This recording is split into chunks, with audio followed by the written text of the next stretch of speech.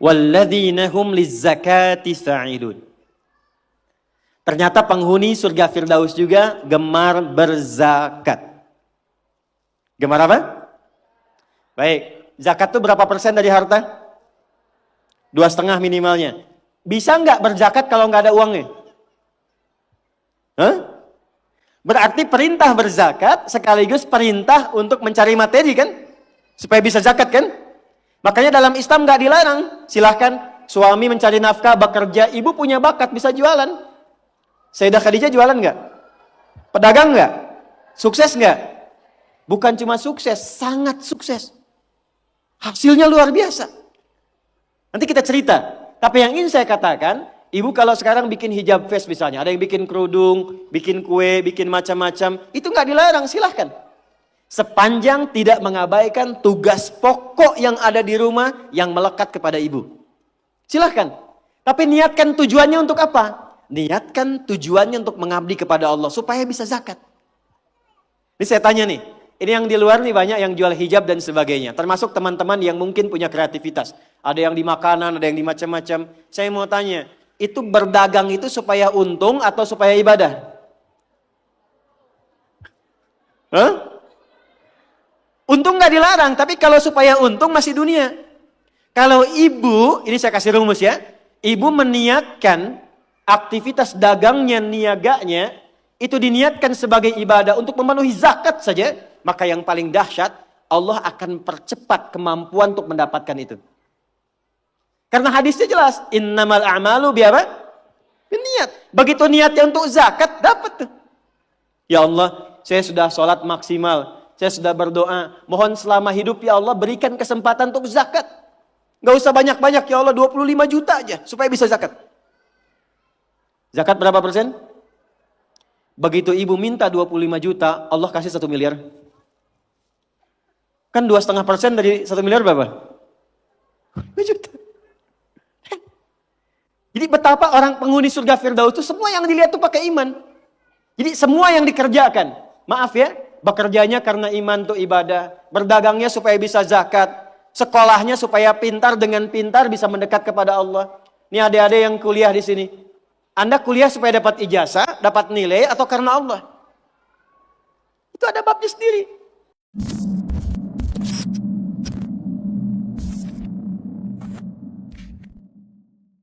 Yuk kita bacakan ayatnya. Quran surah 23 ayat 1-nya dulu pelan-pelan. Qad aflahal mu'minun. Sudah? Saya pernah sampaikan, perhatikan terjemahannya. Akan menggenggam kesuksesan dan kebahagiaan. Setiap insan beriman itu. Jadi kalau kita sudah beriman, dan imannya digunakan untuk bersikap, bukan hanya dengan akal. Allah jamin, cepat atau lambat akan diantarkan pada kesuksesan dan kebahagiaan. Bukan hanya sukses ya, tapi kesuksesan yang membahagiakan. Suami Anda sukses di pekerjaan, tapi kesuksesan itu tidak membawa kebahagiaan ke rumah. Nyaman gak? Gak membawa ketenangan, nyaman gak? Pilih mana? Kaya tapi gelisah atau miskin tapi tenang? Kaya tapi tenang. Tetap ya pilih ketiga. Lihat baik-baik. Maka lakukan semua dengan pendekatan iman. Kalau sudah pakai iman, bahasa singkatnya niatkan ibadah. Jadi ibu tugas apapun, ya, Anda sebagai anak, sebagai istri, sebagai ibu dan ke atasnya, kalau berperan dalam kehidupan, kalau ada kalimat iman maksudnya niatkan ibadah karena Allah. Maaf dengan kalimat ini. Ibu merawat anak. Memandikan, menyekolahkan, menyayangi, memeluk sebelum tidur. Saya tanya, itu karena sayang, karena cinta, atau karena ibadah? Masa? Kalau ibadah itu pasti karena Allah. Kalau iman pasti karena Allah. Alladzina yu'minuna bil ghaib. Ini ada saya lihat anak-anak nih ya. Ibu tuh merawat, menggendong, mendidik dan sebagainya kepada anak karena sayang atau karena Allah? Apa standarnya? Standarnya ketika kita mengerjakan semua karena Allah, maka ukurannya semua yang dikerjakan akan dipastikan sesuai dengan ketentuan Allah. Di mana disekolahkan anak ibu? Jangan-jangan Anda mengatakan saya mendidik karena Allah, tapi Anda sekolahkan di tempat yang tidak pernah mengenal Allah. Di sekolahnya nggak ada pelajaran sholat, nggak ada baca Quran. Apa yang Anda berikan untuk anak Anda? Lihat pakaiannya. Katanya karena Allah, tapi dia menggunakan pakaian yang auratnya terbuka yang Allah nggak suka. Lihat mainannya. Apa yang ia kelola dengan mainan itu? Apakah mendekatkan pada Allah atau menjauhkan dari Allah? Lihat tayangannya. Apa yang dia tonton? Yang menjadi tuntunan dia dalam berkehidupan. Kalau ada anak kata-katanya kotor, ada anak perilakunya menyimpang, yang pertama dilakukan, jangan dulu pojokkan dan marahi anaknya, kembalikan kepada sikap orang tuanya. Istighfar dulu. Maka mulai hari ini, kalau Anda ingin mengikuti jejak Sayyidah Khadijah, mulai sekarang gerbangnya dibuka. Niatkan semua kegiatan karena Allah. Nah, apa yang harus dilakukan pertama kali untuk itu? Lanjut ayat keduanya. Alladzina hum fi salatihim khashi'un. Pelan-pelan. Kurikulum yang pertama dimulai dari salat. Saya ulangi. Dimulai dari apa? Kata Allah, penghuni surga Firdaus itu terlihat yang pertama dari ciri salatnya, bukan sekedar menunaikan salat. Tapi dia mencoba untuk mendapatkan kekhusyuan dalam sholatnya. Pelan-pelan. Ini saya belum bicara dengan suami ya.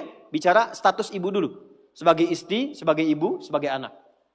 Maka kalau ingin levelnya naik, mengikuti jejak Sayyidah Khadijah, maka yang pertama dibangun hubungan dengan Allah dulu. Dalam bahasa Arab, hubungan kuat itu yang sulit dipisahkan disebut dengan silah. Ibu pernah dengar silaturahmi? Silaturahim. Kenapa disebut silaturahim? Maksudnya hubungan perhatian yang kuat, yang saat berpisah pun masih ingat, masih mendoakan, masih mengenal. Di silaturahim yang sukses itu bukan Anda ketemu, Anda nyapa, bukan. Kalau Anda nyapa orangnya ada, wajar. Tapi kalau Anda berpisah masih ingat teman, masih didoakan, masih disupport, itulah silaturahim. Nah, ibadah yang melatih kita terhubung kuat dengan Allah, sehingga dimanapun tersambung dan dijaga oleh Allah, itu disebut dengan sholat namanya. Maka ketika diminta untuk sholat, sebetulnya itu ibadah personal yang Allah inginkan untuk merubah perilaku kita dan pribadi kita supaya lebih dekat dengan Allah. Makanya panggilannya itu bukan panggilan beban, Bu. Bukan panggilan ruku, bukan panggilan sujud. Coba dengarkan kalau orang yang sedang azan, muadzin itu sholat. Ya, azan, maaf, saat sedang mengumandangkan azan. Hayya 'alas shalah. Ayo salat. Setelah itu apa? Hayya 'alal falah. Ayo sukses, ayo bahagia. Falah itu kalau sudah digenggam jadi aflah. Orang yang menggenggam kesuksesan, kebahagiaan. Qad aflahal mu'minun. Orang beriman pasti menggenggam kesuksesan, kebahagiaan karena dia dekat dengan Allah. Punya Allah itu luar biasa. Saya kurang lebih sepekan lalu, saya ceramah di antara para dai-dai se-Indonesia dari 28 provinsi. Saya bilang teman-teman, yang kurang dari dai sekarang itu adalah rasa punya Allah. Sehingga dakwah yang disampaikan kadang-kadang terkontaminasi dengan materi dan duniawi. Pilih-pilih dalam berdakwah. Tidak optimal dalam menyampaikan ilmu. Timbangannya kadang-kadang materi. Karena apa? Yang kurang adalah rasa keyakinan bahwa saya punya Allah. Itu kalau sudah rasanya saya punya Allah, semua masalah seberat apapun pasti kecil. Itu yang kurang, Bu. Karena semua diukurnya dengan materi. Oh, ini anak-anak mau sekolah, kurang ini. Malam kurang makan. Ini kurang kendaraan. Yang dirasakan kurang. Ukurannya apa? Materi. Tapi ketika orang mengatakan saya punya Allah dan Allah segalanya, maka setidaknya beban hidupnya akan berkurang dan semua apa yang akan dicari sesuai dengan kebutuhan. Maka saya kembalikan, kenapa yang pertama yang dilatih adalah sholat dan itu mutlak bagi seorang perempuan. Karena nanti curhatan terbesar ibu ketika menghadapi tantangan dalam rumah tangga, itu akan banyak persoalan-persoalan yang diringankan oleh Allah ketika ibu optimal dalam sholatnya. Contoh, tuliskan Quran surah ke-12 ayat 85. Ibu kenal Nabi Yakub? Ayah bilang kenal, saya pulang. Nabi Yakub bapaknya siapa? Nabi Yusuf alaihissalam. Ibu masih ingat Nabi Yusuf punya berapa saudara? 12 ya? Baik. Beliau anak yang keberapa? Anak yang ke-11 dari ibu yang ketiga. Adiknya Bunyamin. Secara singkat, Nabi Yusuf kemudian oleh saudara-saudaranya punya persoalan. Lalu berpisah dengan keluarga. Tapi yang paling menarik adalah bagaimana ayahnya bisa memendam perasaan berpuluh tahun yang beliau memang tahu ini perilaku anaknya. Tapi itu bisa dipendam dan dicurhatkan sepenuh hatinya, dituangkan sepenuh jiwanya, itu bukan kepada manusia. Bahasa Qur'annya, innama ashku bathi wa huzni ilallah. Saya kalau punya masalah, kata Nabi Yakub, curhatnya itu ke Allah. Dan itu menjadi sanad curhat. Nanti kalau ada lagi belajar dengan saya, kita bikin judul fikih curhat. Itu ada di Quran. Jadi ketika Anda mencurhatkan, kata Nabi Yakub alaihissalam, saya itu kalau curhat langsung sama pemberi solusi. Setiap kali saya curhat, bukan hanya diberi solusi, tapi Allah beri jalan sampai mengangkat derajat. Apa yang dilakukan Nabi Yakub itu? Kapan beliau curhatnya? Saat sholat. Makanya semua nabi, semua rasul, bahkan Sayyidah Maryam itu punya mihrab untuk sholat. Nabi Musa sholat, Quran surah ke-20 ayat ke-14. Nabi Isa sholat, Quran surah ke-19 ayat 31 sampai 33. Nabi Ismail sholat, bahkan minta keluarganya sholat, Quran surah ke-19 ayat 55. Nabi Zakaria saat minta keturunan sama Allah, padahal kata medis gak mungkin punya keturunan. Itu curhatnya saat sholat. Quran surah ketiga ayat 38 sampai 39. Nah ibu jangan kira pekerjaan tugas di rumah tangga itu akan lebih ringan dibandingkan dengan laki-laki yang bekerja di luar rumah. Belum tentu. Belum tentu itu. Makanya amalan pertama yang dikuatkan, dibimbing oleh Nabi. Kenapa sholat? Karena setiap nanti ibu punya persoalan, maka Allah memberikan dua jalan. Imma memudahkan persoalannya sebelum diterima. Bukan gak punya masalah. Bu. Kalau dibanding ibu, masalah saya paling banyak. Karena masalah ibu pun dimintakan saya juga yang menyelesaikannya kan. Pertanyaan. Itu kalau kita jawab pakai, maaf sekali, pendekatan diri kita sendiri. Kemampuan, emosi, intelektual, capek. Apa yang menjadikan itu ringan? Bukan berarti gak punya masalah. Kadang-kadang Allah ringankan masalahnya sebelum dialaminya. Sehingga masalah yang serupa bagi orang berat, bagi dia ringan. Karena diringankan di awal. Ibu bersyukurlah, catat ini kalimat saya. Kalau ibu jaga sholat dengan baik, nanti saya tunjukkan yang pernah saya katakan minimal 40 rakaat saja. 40 rakaat. Kalau yang sholat fardu berapa? 17 ya. Subuh berapa? 2. Duhur 4, asar 4, maghrib, isya. Ingat rumusnya ya. Itu nomor telepon Allah, koneksinya 24434. Jumlah 17. Sisanya 23 di mana? 12-nya rawatib. Oke. 11-nya tahajud. Ibu jaga aja dulu ini yang 40 dan lihat apa yang terjadi setelah konsisten menunaikan itu. Sebulan aja dulu. Sebulan dulu. Lihat apa yang terjadi setelah itu. Maka nanti kalau sudah terkoneksi ke dalam jiwa, sudah enak sholatnya, itu yang disebut dengan khusyuk. Suasananya beda bu. Bukan ngejar selesai sholat, tapi menikmati setiap bacaan dan gerakan dalam sholat. Pernah nggak ada masa-masa ketika sholat enak gitu rukunya? Pernah nggak? Sujudnya nikmat, pernah begitu? Itulah khusyuk. Itu kalau ibu sedang mencapai titik itu kemudian sholat dan minta sesuatu, itu tidak ada sekat yang terhijab yang dikabulkan oleh Allah Subhanahu wa taala. Saya beri bocoran. Ada rahasia tapi ini di antara kita saja ya, siang hari ini. Imam Al-Bukhari itu matanya buta, Bu. Dari usia 4 tahun. Usia 2 tahun ayah meninggal, usia 4 tahun matanya buta permanen. Secara medis gak mungkin sembuh. Apa yang dilakukan? Singkat saja, Al-Bukhari kecil menghafal Quran, lalu datang ke ibunya, saya ingin belajar hadis. Kata ibunya, cukupkan dengan Quran dulu, nanti baru kemudian belajar hadis. Pulang berangkat datang ke kamarnya murajaah, ibunya melihat itu, langsung minta kepada Allah masuk ke mihrabnya. Ini rahasia yang ingin saya sampaikan. Mihrab itu tempat khusus yang hanya digunakan untuk ibadah, khususnya sholat.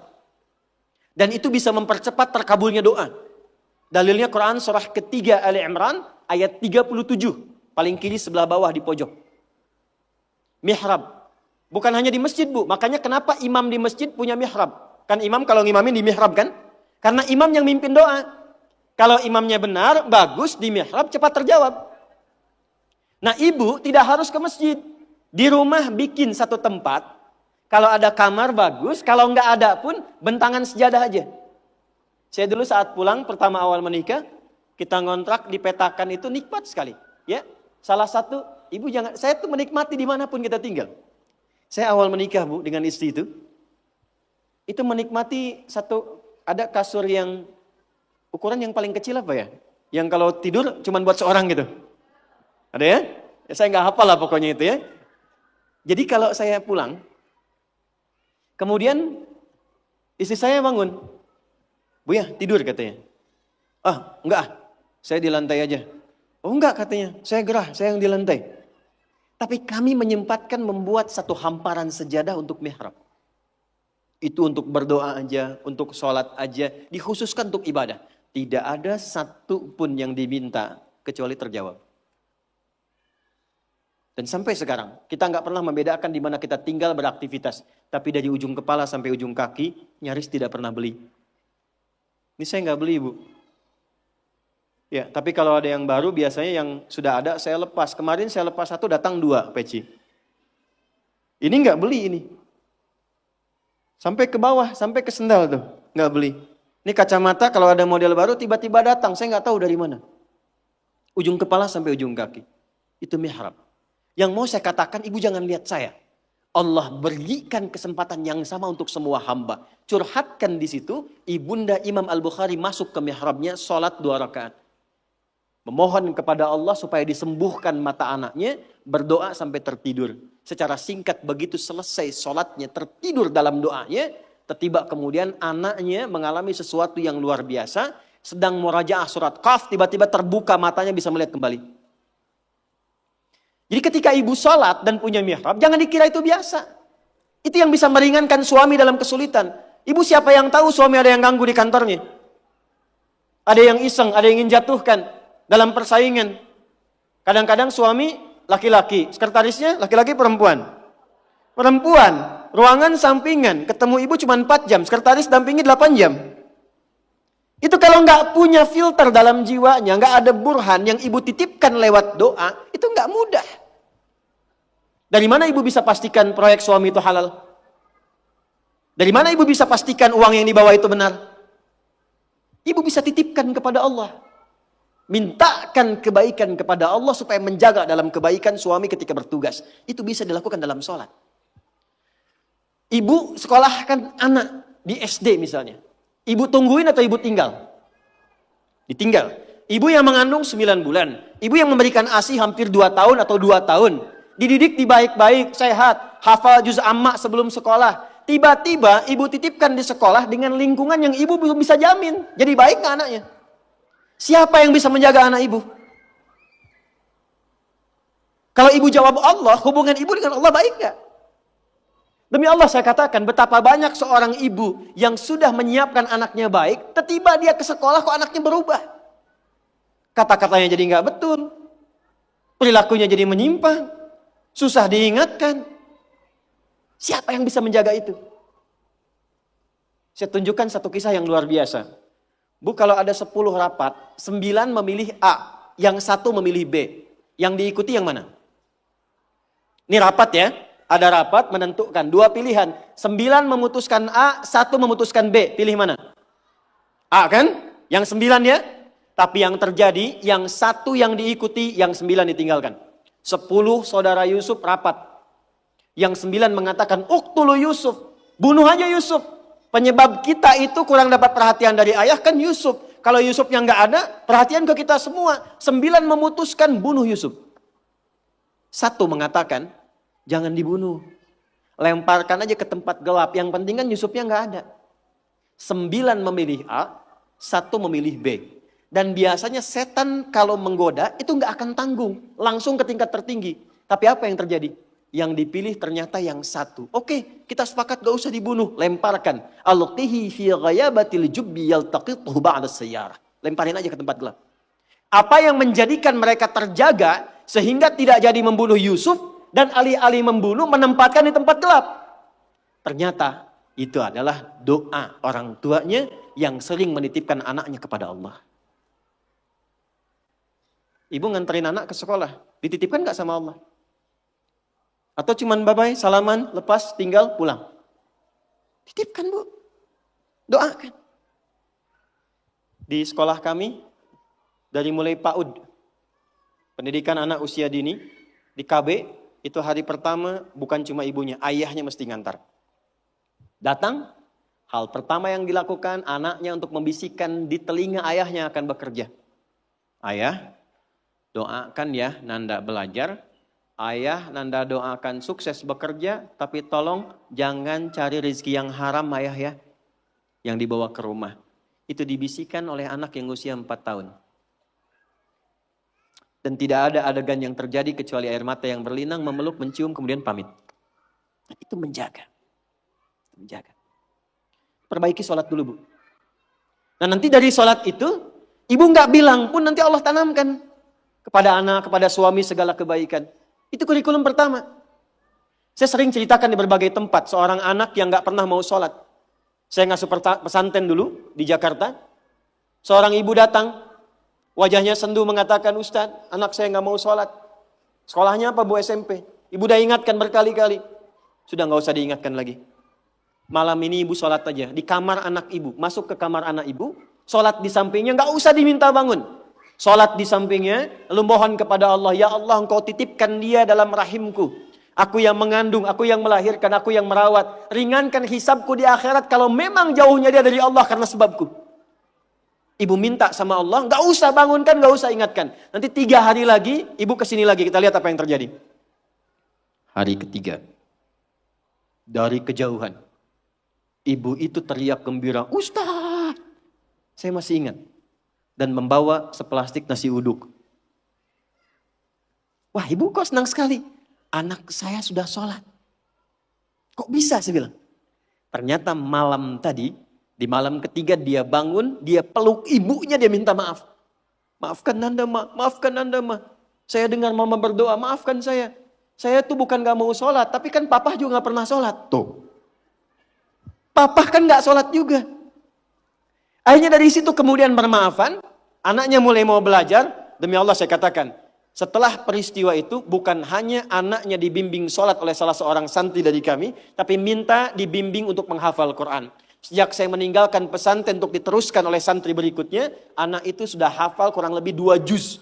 Dari yang tidak pernah sholat, jadi pelaku sholat dan hafal Quran 2 juz. Mungkin sekarang sudah khatam 30 juz.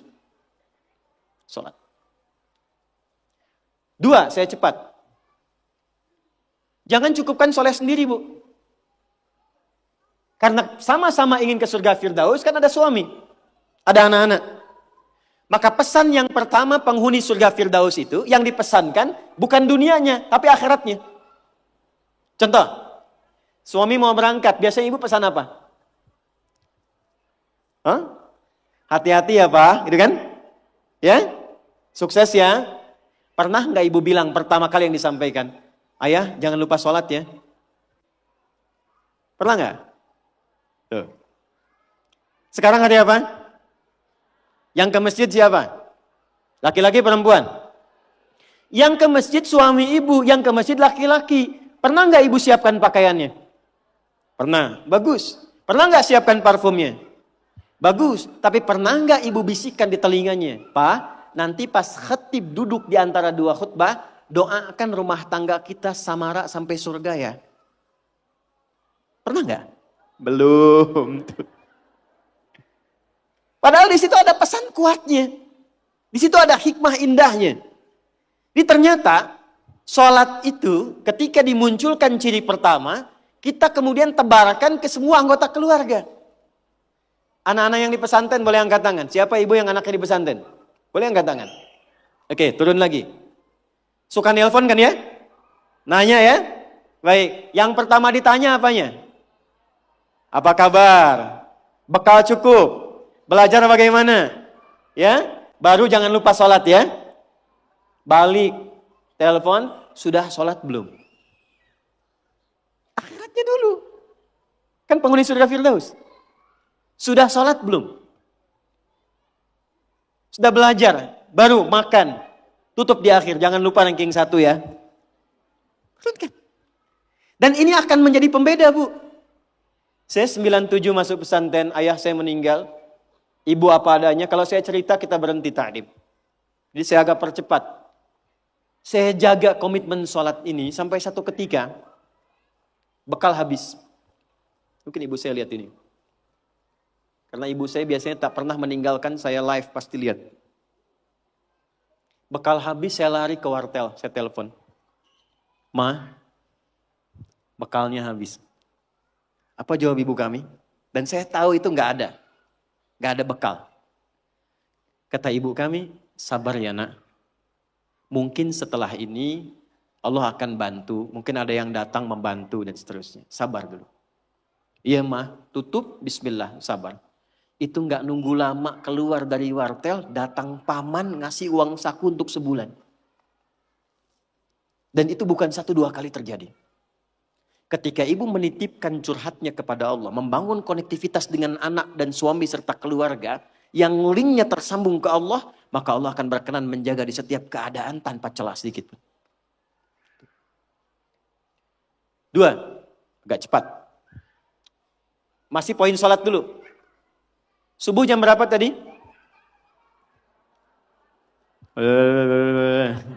Subuh jam berapa? Ya paling gampang kan 4:30 gitu kan. 4:30-nya 4:30, 4:33 atau 4:35? 4:35. Baik, zuhur jam berapa? 12:05. 12:02. Terjadi perbedaan pendapat, gak apa-apa, tipis-tipis. Asar jam berapa? 15:20. Maghrib jam berapa? Isya jam berapa? Baik. Baik. Anak-anak sekolah jam berapa? 10. Tidur jam berapa? Suami kasih untuk belanja tanggal berapa? Hafal ya untuk dunia ya. Bu, kalau cuman hafal waktu sholat, itu iman standar. Surganya standar. Penghuni surga Firdaus, dia menyiapkan sebelum waktunya. Oleh karena itu pulang dari sini, jangan sampai di rumah nggak ada jadwal sholat, Bu. Print out, bikin. Saya suka tempelkan di dinding rumah, di kamar, kadang-kadang di meja makan. Sehingga begitu yang terlihat sebelum nunggu menu makan, waktu sholat. Jelas? Oke. 2. Walladzina hum 'anil lagwi mu'ridun. Agak cepat. Kita nanti akan bahas 3 saja. Walladzina hum, orang-orang yang menginginkan surga Firdaus itu, 'anil lagwi, dari hal yang tidak penting, yang tidak ada manfaatnya, mu'ridun, dia hindari. Saya ulang ya. Dari segala hal yang tidak bermanfaat, dia menghindar. Menghindarkan diri dari segala yang tidak penting. Jadi penghuni surga Firdaus itu orientasinya yang bermanfaat saja. Yang penting apa? Kalau ada pertemuan, manfaat gak? Penting gak? Ada kumpul-kumpul, penting gak? Ada pengajian, pengajiannya bermanfaat atau cuman kumpul-kumpul datang saja? Penghuni surga Firdaus, dia petakkan semua kegiatannya dalam frame segala yang bermanfaat, segala yang penting saja. Sekarang mulai ibu evaluasi, bawa ke rumah. Dari ujung kepala sampai dengan ujung kaki. Mohon maaf sekali pelan-pelan. Mohon maaf sekali. Cek ya. Cek. Coba agenda selama ini yang sudah dilakukan. Berapa kali lisan berkata yang tidak baik? Mata melihat yang tidak baik. Ibu punya agenda perkumpulan di mana saja? Anak-anak ditempatkan di tempat ngumpul di mana saja. Cek evaluasi semua, termasuk aktivitas suami, kira-kira bermanfaat gak untuk kehidupan? Dudukan semua itu, kemudian telaahi dengan baik, bikin kurikulum, maka mulai belajar misalnya ambil target per bulan. Latihan dari lisan dulu. Sepakat semua keluarga. Pak, anak-anak, kita sebulan latihan berkata yang baik-baik ya. Kalau ada nggak sepakat, katakan dengan cara yang baik. Kalau melihat ingin bertutur, katakan dengan cara yang benar. Yang tak bermanfaat, jauhi. Ketemu teman dengan siapa? Suka belajar Al-Arba'in nggak? An-Nawawiyah. Lihat hadis nomor kedua. Ini info dari Umar, kata beliau, bainama nahnu julusun inda Rasulillah. Kami itu kalau duduk-duduk santai, yang dicari itu yang terbaik. Kalau masih ada nabi, nabi yang kami cari. Bayangkan, dalam duduk santai, yang ngobrol santai, yang kadang cerita, itu yang dicari orang baik. Kenapa? Karena orang baik itu kalau canda pun pasti ada manfaatnya. Kalau dia ngobrol ringan pun pasti ada maslahatnya. Sekarang coba, ketika ibu bertemu dengan teman, bikin pengajian, bikin tempat kumpul, kalau ingin masuk ke dalam golongan surga Firdaus, pastikan bukan hanya profesinya. Semua apa yang dikerjakan, nilainya berada pada nilai kebaikan. 3, agak cepat. Nanti setelah ini baru kita masuk ke Sayyidah Khadijah. Walladzina hum lizzakati fa'ilun. Ternyata penghuni surga Firdaus juga gemar berzakat. Gemar apa? Baik, zakat itu berapa persen dari harta? 2,5 minimalnya. Bisa nggak berzakat kalau nggak ada uangnya? Hah? Berarti perintah berzakat sekaligus perintah untuk mencari materi kan? Supaya bisa zakat kan? Makanya dalam Islam nggak dilarang. Silahkan suami mencari nafkah, bekerja, ibu punya bakat bisa jualan. Sayyidah Khadijah jualan nggak? Pedagang nggak? Sukses nggak? Bukan cuma sukses, sangat sukses. Hasilnya luar biasa. Nanti kita cerita. Tapi yang ingin saya katakan, ibu kalau sekarang bikin hijab face misalnya, ada yang bikin kerudung, bikin kue, bikin macam-macam, itu nggak dilarang, silahkan. Sepanjang tidak mengabaikan tugas pokok yang ada di rumah yang melekat kepada ibu. Silahkan. Tapi niatkan tujuannya untuk apa? Niatkan tujuannya untuk mengabdi kepada Allah supaya bisa zakat. Ini saya tanya nih, ini yang di luar nih banyak yang jual hijab dan sebagainya. Termasuk teman-teman yang mungkin punya kreativitas. Ada yang di makanan, ada yang di macam-macam. Saya mau tanya, itu berdagang itu supaya untung atau supaya ibadah? Hah? Untung nggak dilarang, tapi kalau supaya untung masih dunia. Kalau ibu, ini saya kasih rumus ya. Ibu meniatkan aktivitas dagangnya, niaganya, itu diniatkan sebagai ibadah untuk memenuhi zakat saja, maka yang paling dahsyat, Allah akan percepat kemampuan untuk mendapatkan itu. Karena hadisnya jelas, innamal a'malu biapa? Niat. Begitu niatnya untuk zakat, dapat tuh. Ya Allah, saya sudah sholat maksimal, saya sudah berdoa, mohon selama hidup ya Allah berikan kesempatan untuk zakat. Gak usah banyak-banyak ya Allah, 25 juta aja supaya bisa zakat. Zakat berapa persen? Begitu ibu minta 25 juta, Allah kasih 1 miliar. Kan 2,5% dari 1 miliar berapa? 2 juta. Jadi betapa orang penghuni surga Firdaus itu semua yang dilihat tuh pakai iman. Jadi semua yang dikerjakan, maaf ya, bekerjanya karena iman tuh ibadah, berdagangnya supaya bisa zakat, sekolahnya supaya pintar, dengan pintar bisa mendekat kepada Allah. Ini adik-adik yang kuliah di sini. Anda kuliah supaya dapat ijazah, dapat nilai, atau karena Allah? Itu ada babnya sendiri. Terakhir, kita gabungkan ketiganya. Saya ulang, kita gabungkan ketiganya. Uang sudah dapat. Awas ya, ini untuk pribadi dulu. Dibawa ke rumah. Ibu olah. Biasanya harta suami pun kan diberikan juga ke ibu ya. Sehingga ada adik Gio mengatakan, harta saya, harta suami, harta. Oke, sekarang bawa bu, pelan-pelan ya. Mohon maaf nanti dengan kata-kata saya ini, karena kita kan mencoba menata lebih baik. Dan jangan mengecilkan orang lain. Ibu bawa pulang ke rumah. Maka kebutuhan pokok pertama kan untuk pemenuhan kebutuhan dalam kehidupan rumah tangga. Tarik ke pribadi. 1, untuk pakaian misalnya. Karena kita sekarang menaikkan level seperti Sayyidah Khadijah. Berpakaian yang bukan hanya pantas. Tapi Allah sukai dan menjadi support untuk suami. Maka perhatikan pakaiannya.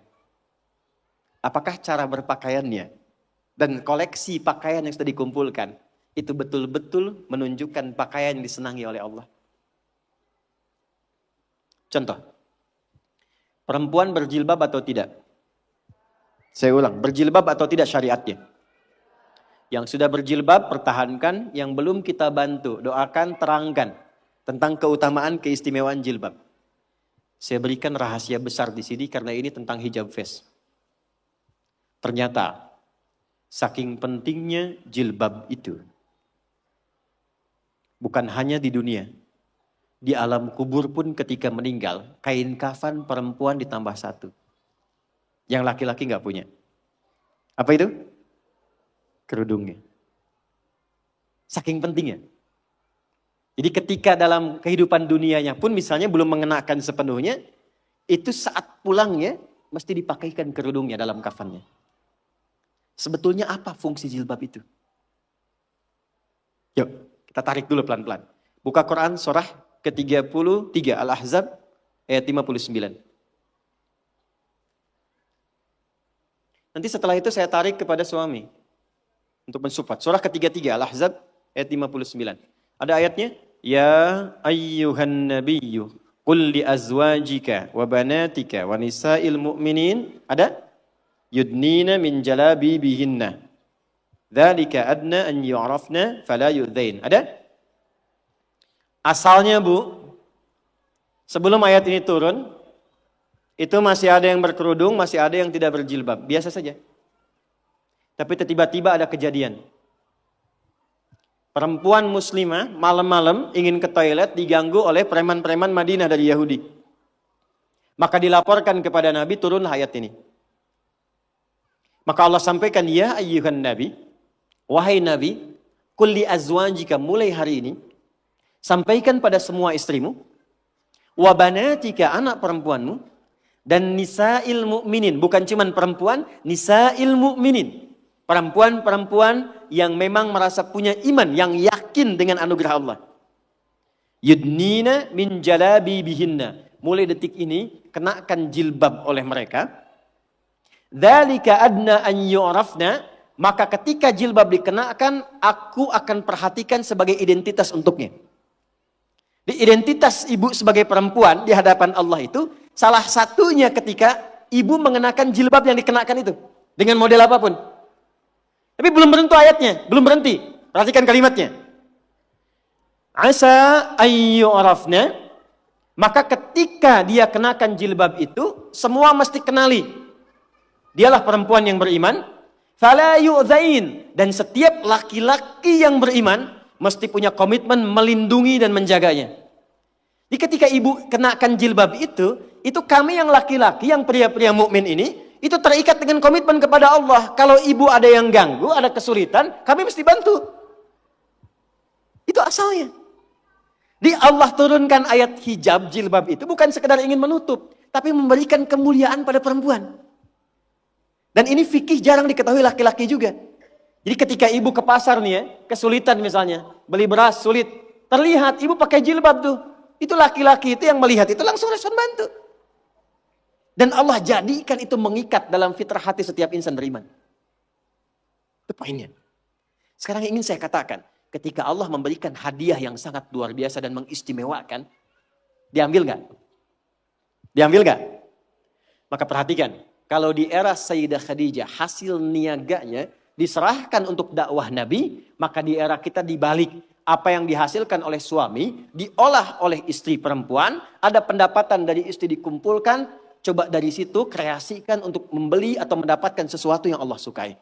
Punya anak perempuan, apa yang Allah sukai dari perempuan ini? Ibu kalau nggak percaya silakan ya, kasih makanan yang halal, kasih pakaian yang paling benar, nanti cek, masukkan dia ke sekolah Quran. Demi Allah saya katakan, tidak tunggu lama dia akan cepat mendapatkan hafalan Qurannya. Karena ibu menyiapkan dia untuk mendapatkan kalam Allah dengan penampilan yang Allah sukai. Jelas? Oke. 4, sekarang kita masuk kurikulumnya.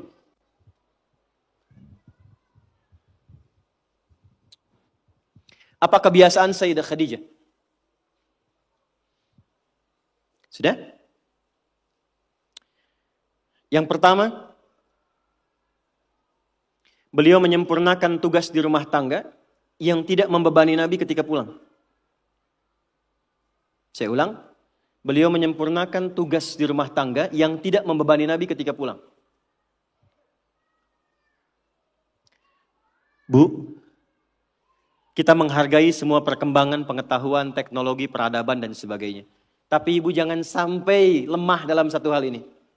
Demi Allah saya katakan, apresiasi tertinggi dari Allah kepada seorang perempuan yang telah berumah tangga, ternyata bukan profesi dunianya.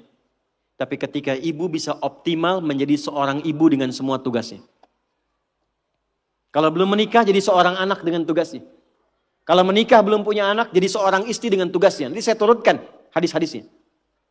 Jadi ibu itu ke surga, maaf ya, kalau nanti masuk dengan izin Allah misalnya, tingkat tertingginya itu bukan karena misalnya aktif mendampingi kegiatan di luar. Bukan karena aktif punya kegiatan banyak dengan teman-teman, bukan. Yang paling utama itu di rumah, anak bagaimana? Sehingga ketika suami pulang, dia membawa satu hasil dari kegiatannya, dalam lelahnya dia menikmati candanya yang telah menyelesaikannya istrinya. Itu bu, setiap apa yang dikerjakan kalau benar demikian, perhatikan hadisnya di At-Tirmidzi. Idza shallatil mar'atu salataha wa shamat shamaha wa hafizat farjaha qila laha yaumal qiyamati udkhulil jannata min haitsu syi'ti. Kalau ada seorang perempuan enggak pernah salat sunnah, cuma salat fardu saja. Enggak pernah puasa sunnah, puasanya Ramadan saja. Dia menaati pada suaminya, menjaga kehormatan keluarganya. Dia menempatkan tugas di rumah sebagai tugas utamanya. Maka apa yang terjadi? Qila laha yaumal qiyamati, dikatakan kepada perempuan ini saat kembali kepada Allah di yaumil hisab, udkhulil jannata min haitsu syi'ti. Cepat langsung masuk surga dari pintu mana saja yang kamu kehendaki. Enggak ada hisab. Sekarang ibu enggak dilarang, silakan. Pengajian banyakin, optimalkan. Tapi dengan pengajian itu balik bawa ilmunya kepada anak. Kalau perlu ajak. Kegiatan di luar silahkan.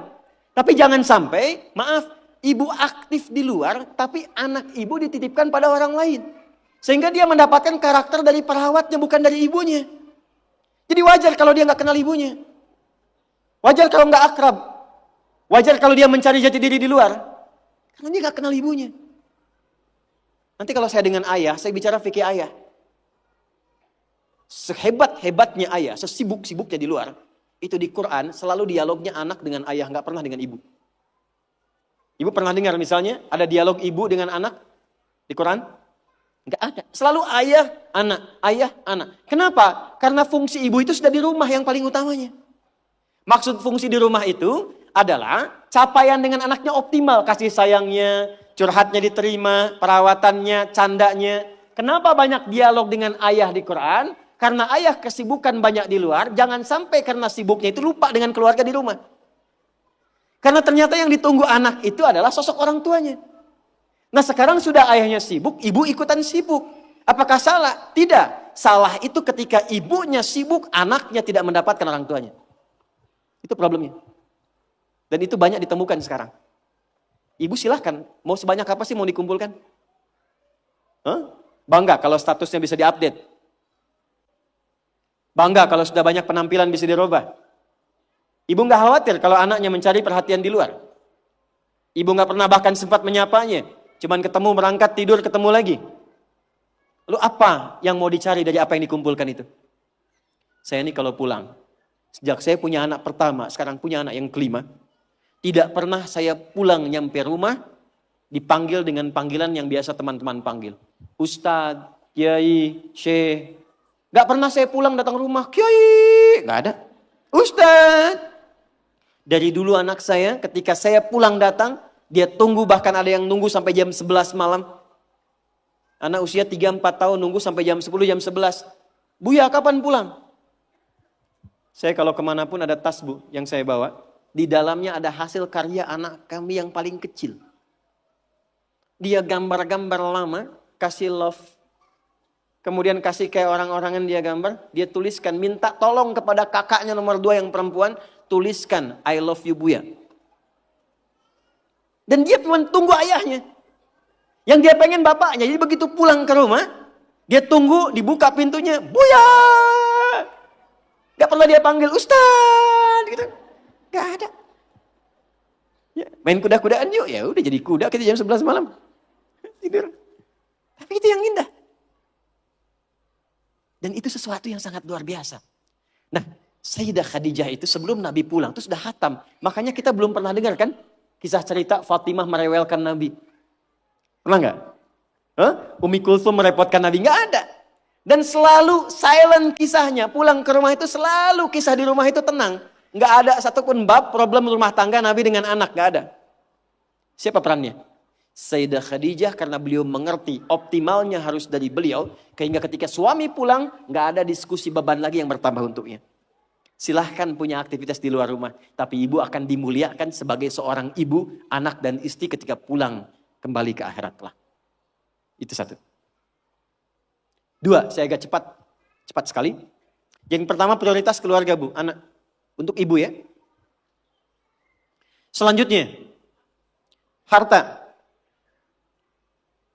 Mohon maaf sebesar-besarnya. Sayyidah Khadijah, walaupun mendapatkan penghasilan dari aktivitas dagangnya, tidak pernah menjadikan bagian harta beliau hanya untuk dikuasai bagi pribadinya. Dan gak pernah ada perjanjian pranikah misalnya. Ya Muhammad SAW, saya nikah punya harta segini ya. Kalau nanti ada kejadian ini jangan diambil ya, gak pernah. Apapun yang diusahakan, maka dikumpulkan menjadi satu untuk mensupport cita-cita mendapatkan yang tertinggi di hadapan Allah. Ibu apapun yang didapatkan kalau punya penghasilan, pendapatan dan sebagainya, dudukan jadi satu sebagai harta keluarga bersama. Rumuskan untuk anak-anak. Anak pertama mau kemana? Bikin tabungan, bikin persiapan. Anak kedua seperti apa? Anak ketiga bagaimana? Bicara dengan suami. Maka ini diantara ciri yang pernah diajarkan oleh Sayyidah Khadijah. Sekalipun dagangannya cukup banyak, tapi semua yang dihasilkan untuk mensupport kegiatan yang diarahkan pada tujuan yang sama. Surga. Jelas? Oke, yang terakhir. Ini saya pun mengakui saya agak kurang di sini. Sehingga kalau istri saya lihat juga, insya Allah nggak akan protes. Meluangkan waktu untuk diskusi. Bicara ngobrol. Saya ulang ya.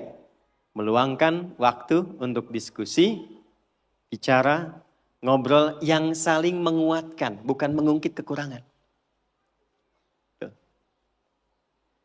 Nabi Muhammad sibuk gak? Sibuk gak?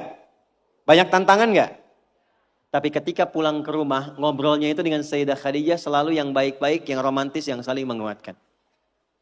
Gak pernah ada satupun kalimat tercatat di dalam lisan Sayyidah Khadijah, kenapa sih begitu sibuk? Datang ke rumah cuma bawa masalah. Kenapa sih gak punya waktu? Kenapa sih banyak kegiatan di luar? Tapi ketika pulang ke rumah, aku selalu mendukungmu. Nabi mengatakan kegiatanku ini, dan ini. Aku akan berangkat ke sini menemui si fulan. Baiklah, siapkan, optimalkan, Allah pasti melindungi. Sehingga semua kegiatan, beban yang dirasakan, itu ketika berangkat gak sendirian. Jadi beliau pun dalam sendirian pun merasakan aura-aura Sayyidah Khadijah. Mau berangkat kerja, merasakan pesan dari istri. Pulang dari situ, ditinggal pun istri merasakan pesan dari suami. Ini yang harus dioptimalkan. Dan ibu, apa yang terjadi? Ketika dimanapun suami beraktivitas dengan pola seperti ini, maka Allah menjaga ikatan pertalian rumah tangganya, sehingga dijaga dari sifat-sifat rentan yang kemungkinan bergeser atau menodai kehidupan rumah tangganya. Maaf, ini bahasanya agak halus ya. Jadi kalau ada godaan dari pihak lain itu tidak mudah untuk mendapatinya karena kalimat istri sudah sampai pada jiwanya. Sepeninggal beliau pun ketika Sayyidah Khadijah meninggal, itu kemimpinya terbawa. Karena kenapa? Dialognya nyambung. Khadijah, Khadijah, Khadijah. Kebawa. Bisa nggak menciptakan suasana itu? Jadi kalau kita simpulkan satu, tingkatkan hubungan dengan Allah lewat skema sholat dengan baik. Yang kedua, jadi ibu yang paripurna yang memperhatikan keadaan anak, keluarga dengan sempurna. Sekalipun ada aktivitas di luar, pastikan yang di dalam baik dulu. Yang ketiga, pintu dialog yang dibuka untuk saling menguatkan dengan pasangan. Itu terjaga, itu optimal, istiqomah aja Bu 3 itu sampai dengan meninggal. Maka silahkan tunggu panggilan pulang. Ya ayyatuhan nafsul mutmainnah. Irji'i ila rabbiki radiyatan mardiyah. Fadkhuli fi ibadi. Wadkhuli jannati. Baik. Saya akhiri ke ujungnya, saya berikan waktu nanti 10 menit kalau ada yang ingin bertanya apa saja. Karena ini saya terakhir kali untuk membimbing di sini. Ya, saya harus berikan pernyataan bahwa mohon izin mungkin ini bagian terakhir dari ta'lim saya. Pada ibu semuanya, dan besok saya akan berangkat ke Jepang, membuka sekolah di sana. Ya, dan di sini mungkin ini bagian terakhir kita akan berjumpa. Sebelum Ramadan. Nanti setelah Ramadan kita tata lagi ya. Nah. Sebelum Ramadan, betul kan? Ya. Ramadan tanggal berapa nanti? 1. Nah, 1, kalau 23 batal 22 hari. Tanggal 1 Ramadan. Nah, pelan-pelan ya. Ramadan gunakan dengan baik kurikulumnya untuk menerapkan apa yang tadi disampaikan. Jadi saya tidak ingin pulang dari sini lupa dengan sholat. Ya. Yang kedua, maaf sekali maaf. Pulang cek lagi ya. Pakaian, harta dan sebagainya. Itu saling menguatkan. Kalau bisa begini, Bu, izin ya, maaf, ini bagian terakhirnya. Sayyidah Khadijah tuh nggak sendirian. Beliau punya partner, teman dialog. Kalau bisa cari teman-teman yang baik. Saling mengingatkan. Ya, bikin saf yang baik, saling menguatkan, saling mengingatkan pada yang dicintai oleh Allah Subhanahu wa taala. Jadi saya simpulkan 3, sholat jaga. Yang kedua, kondisi di rumah dijaga dengan baik. Pastikan semua apa yang dicintai oleh Allah itu yang kita gunakan. Perangkat, pakaian, makanan yang masuk, tugas yang paling optimal. Dan yang ketiga, selalu punya visi ke depan yang baik yang didialogkan untuk dengan suaminya masing-masing. Maaf, ibu sekarang yang punya anak-anak, segera siapkan. Anak itu ke depan mau jadi apa? Ibu yang rencanakan itu Sayyidah Khadijah begitu. Ya. Ini si anak nomor 1 ahli apa, kedua apa, ketiga apa. Dialog dengan suami, terangkan kepada anak, ajak jalan ke tempat-tempat itu untuk motivasi. Itu poinnya. Kalau ini dilakukan sampai akhir kehidupan, mudah-mudahan dalam nuansa yang singkat ini, Allah berikan keberkahan pada kita semua insya Allah. Baik, paham? Jelas? Ada pertanyaan silakan. Cepat saja, 1. Ya, boleh 1 dulu, silakan. Cepat saja, boleh pinjam mic-nya. Ya, 1. Boleh terkait dengan tema atau di luar topik boleh dengan cepat. Bismillahirrahmanirrahim. Izin bertanya Ustadz, Okay.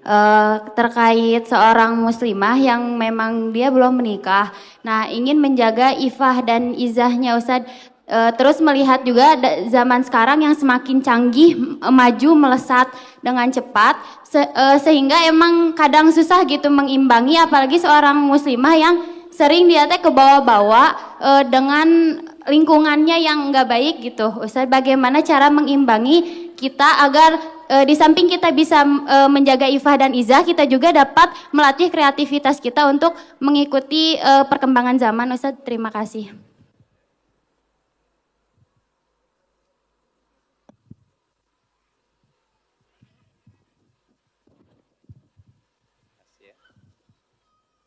Saya jawab dulu. Yang pertama begini. Saya bacakan dulu hadis Nabi sallallahu alaihi wasallam. La taqumus sa'atu, dalam perjalanan waktu nanti akan ditemukan suasana. Pertama, taqarubuz zaman. Waktu semakin cepat berlalu. Jadi setahun kayak sebulan, sebulan kayak sepekan, sepekan kayak sehari, dan sehari cepat sekali sekilatan waktu.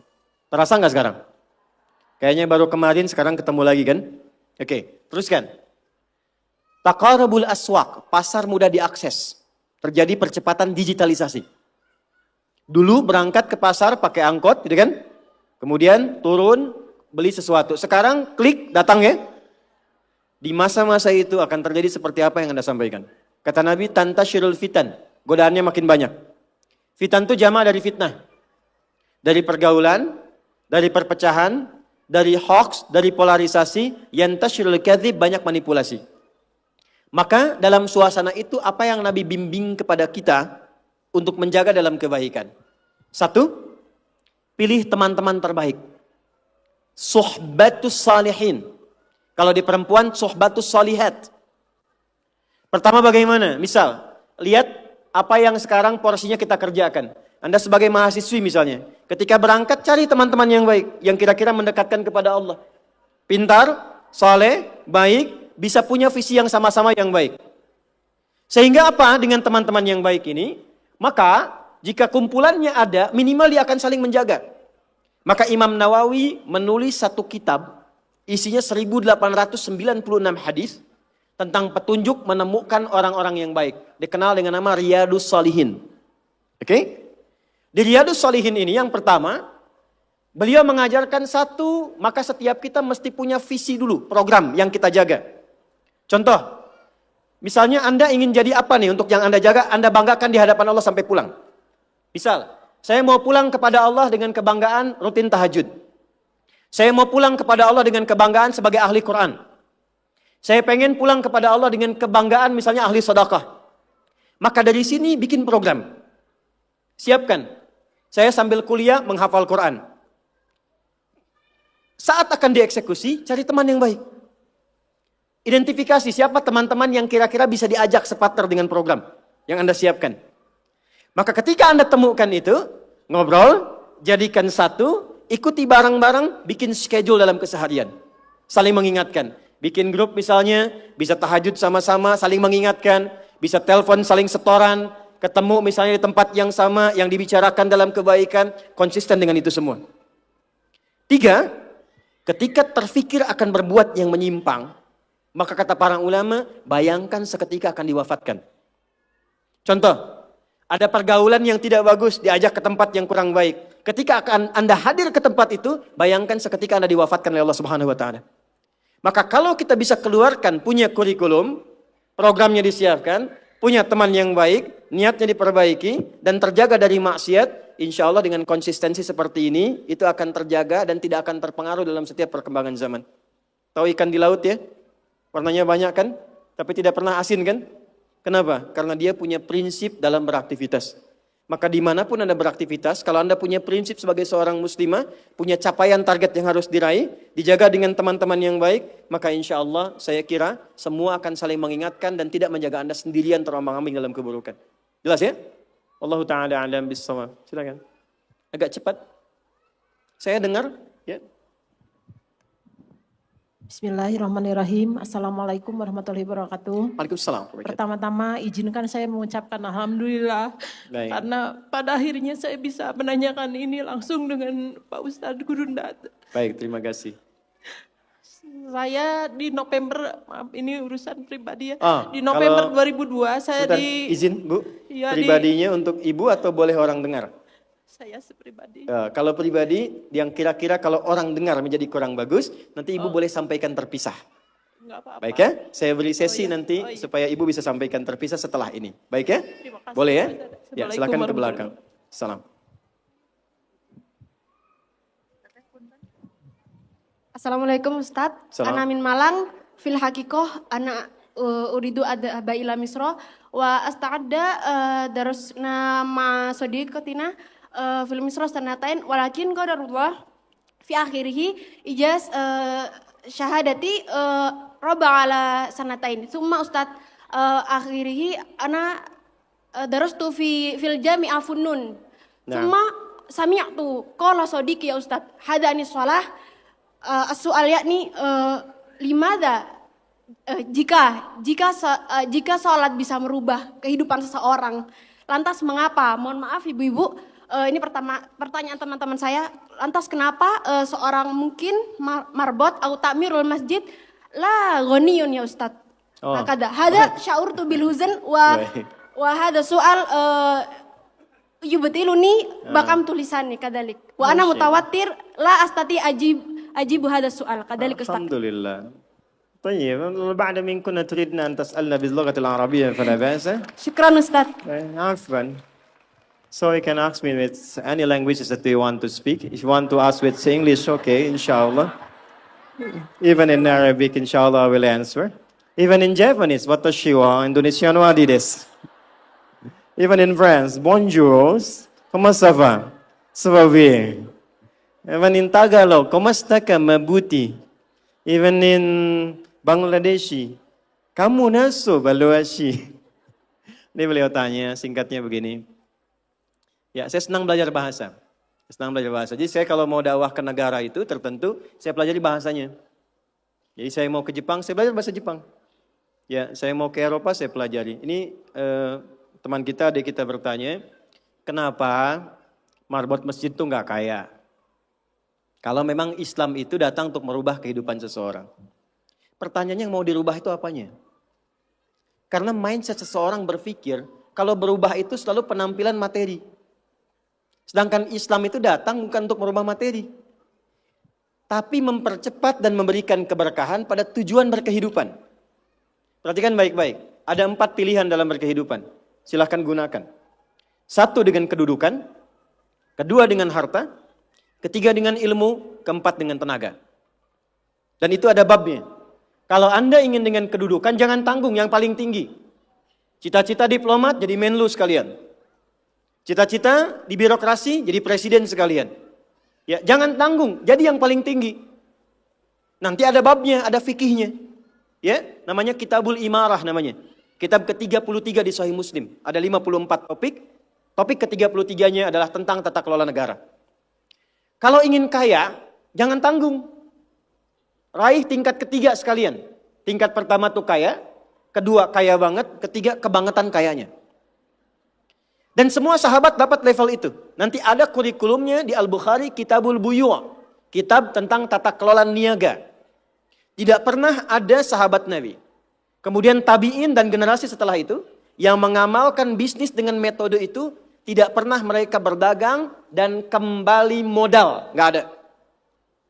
Mereka selalu kembali untung. Gak ada dagang kembali modal, kembali untung. Abdurrahman bin Auf, Utsman bin Affan. Yang pertama tadi Amr bin As, Umar bin Khattab dan sebagainya. 3, ilmu. Ilmu jangan tanggung, jadi pakar di bidangnya. Utsman lihat, oke, yang di birokrasi Amr, saya di harta. Tapi Ali melihat, Utsman sudah ngambil harta. Amr sudah ngambil kedudukan, saya pilih ilmu, passion saya di ilmu. Maka yang diperdalam ngaji. Abu Hurairah ikut, Salman ikut. Jadi kebanggaannya itu bukan ketika kaya, tapi ketika dia punya ilmu yang bertambah. Dan itu yang dia bawa bekalnya menghadap Allah. Kemudian yang paling menarik, ilmu sudah diambil oleh Ali bin Abi Thalib, Abu Hurairah. Harta diambil passionnya oleh Utsman. Kedudukan diambil oleh siapa? Umar bin Khattab. Ya, kemudian Amr bin As. Maka Bilal melihat, dari 4 ini tinggal 1, tenaga. Maka beliau dedikasikan hidupnya untuk mencari ridha Allah yang merubah hidupnya dengan tenaganya. Dengan tenaganya. Maka yang dipakai azan. Allahu Akbar, Allahu Akbar. Selesai azan, Nabi langsung komen. Bilal langsung like, sahabat langsung share. Dan kita subscribe sekarang.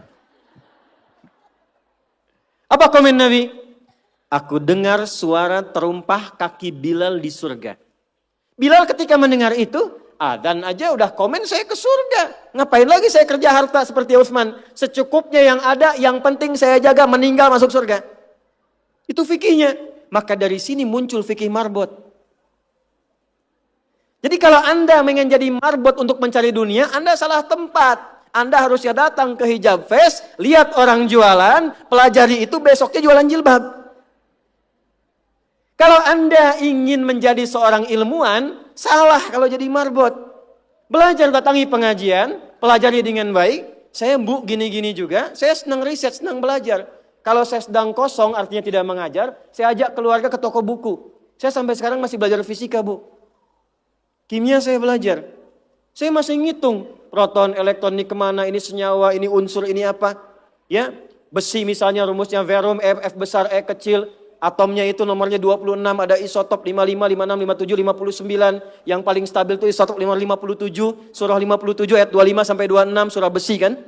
Gitu. Saya sampai riset.